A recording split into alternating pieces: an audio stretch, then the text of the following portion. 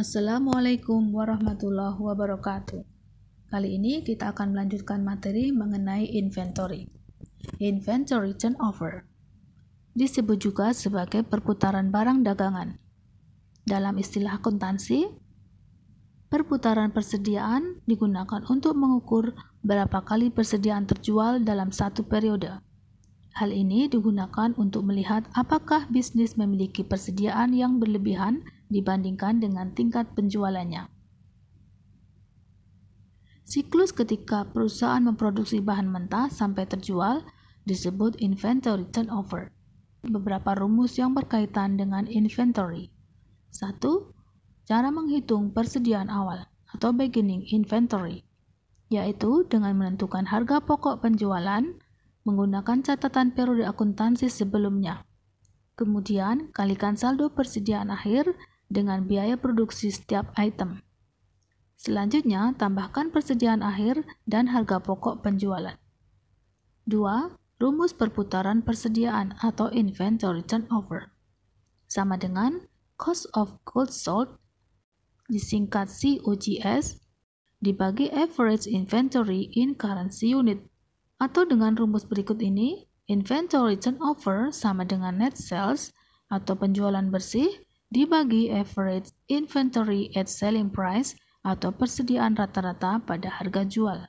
Jika inventory turnover tinggi, menunjukkan proses penjualan barang perusahaan cepat, sehingga kemungkinan barang mengalami kerusakan, tertinggal atau usang akan berkurang. 4. Average inventory merupakan perhitungan yang memperkirakan nilai atau jumlah sekumpulan barang tertentu selama 2 atau lebih periode. Untuk menghitung rata-rata atau average inventory, dihitung dengan menambahkan saldo persediaan periode berjalan atau current period inventory balance dengan persediaan periode sebelumnya atau prior period inventory balance. Hasilnya kemudian dibagi 2 untuk mendapatkan jumlah persediaan rata-rata. 5. Average inventory period. Rumus periode persediaan rata-rata sama dengan jumlah hari dalam periode tersebut dibagi perputaran persediaan perusahaan. Untuk menghitungnya, tentukan terlebih dahulu tingkat perputaran persediaan selama periode waktu yang akan diukur.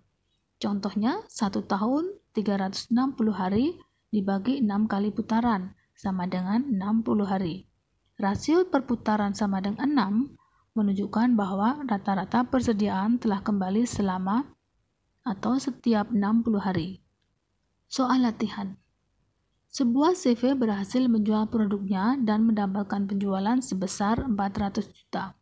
Persediaan awal dari CV tersebut adalah 150 juta, sedangkan persediaan akhir adalah 50 juta.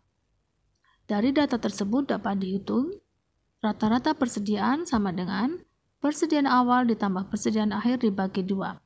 Hasilnya adalah 100 juta. Rasio perputaran persediaan atau inventory turnover ratio sama dengan penjualan dibagi persediaan awal ditambahkan persediaan akhir dibagi 2. Hasilnya adalah rasio perputaran persediaan sama dengan 400 juta dibagi dengan 150 juta ditambah 50 juta dibagi 2. Sama dengan 4 kali. Artinya, rasio perputaran persediaan CV tersebut adalah 4 kali dalam 1 tahun. Jika 1 tahun sama dengan 360 hari, maka 360 hari dibagi 4 sama dengan 90 hari. Artinya bahwa rata-rata persediaan akan kembali setiap 90 hari. 6 days of supply, yaitu jumlah hari inventory mampu mengakomodasi lamanya proses. Diperoleh dengan cara total inventory dibagi average daily consumption. Contohnya, jika inventory sebuah perusahaan saat ini adalah 300 unit dan rata-rata permintaan sebesar 30 unit setiap harinya, maka dapat dihitung days of supply sebesar 300 unit dibagi 30 sama dengan 10 hari. Jadi, inventory perusahaan tersebut cukup untuk memenuhi 10 hari. 7. Jumlah pemesanan atau reorder point. Jika inventorinya adalah bahan mentah, maka pemesanan kembali dilakukan kepada pemasok. Jika inventorinya adalah barang jadi, ketika mencapai titik Pemesanan kembali, perusahaan menambah inventory barang jadi untuk dijual ke konsumen.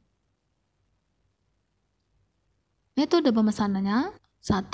Dengan lot for lot atau L for L, yaitu pemesanan atau pemenuhan inventory sesuai jumlah yang dibutuhkan saja. 2. Fixed order quantity atau FOQ, yaitu pemenuhan inventory selalu dilakukan dalam jumlah yang sama setiap kali pemesanan. 3. Economic order quantity, yaitu sistem pemesanan dengan menyeimbangkan antara biaya simpan dan biaya pesan.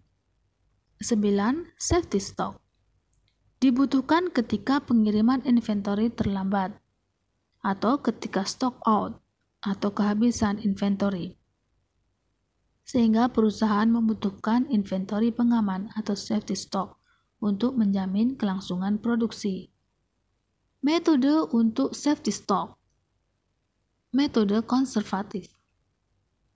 Misalnya, diketahui pemakaian rata-rata atau U sama dengan 22 unit per hari. Lead time atau waktu tunggu rata-rata atau L sama dengan 6 hari. Pemakaian terbesar atau U maksimal sama dengan 24 per hari. Lead time terlama sama dengan 8 hari. Reorder point sama dengan pemakaian maksimal dikalikan waktu tunggu maksimal sama dengan 24 kali 8 sama dengan 192 unit. Nah, safety stock sama dengan ROP dikurangi U kali L. Jadi, safety stock sama dengan 192 unit dikurangi U-nya 22 kali L, L-nya 6, sama dengan 60 unit. Metode presentasi. Misalnya, safety stock ditentukan 30% dari kebutuhan. Safety stock sama dengan 30% kali U kali L. 30% kali 22 kali 6 sama dengan 39,6 atau sama dengan 40 unit. Reorder point atau pemesanan kembali sama dengan U kali L ditambahkan safety stock. Jadi, ROP sama dengan 22 kali 6, hasilnya ditambahkan 40 sama dengan 172 unit. Demikian materi hari ini mengenai inventory. Semoga bermanfaat. Wassalamualaikum warahmatullahi wabarakatuh.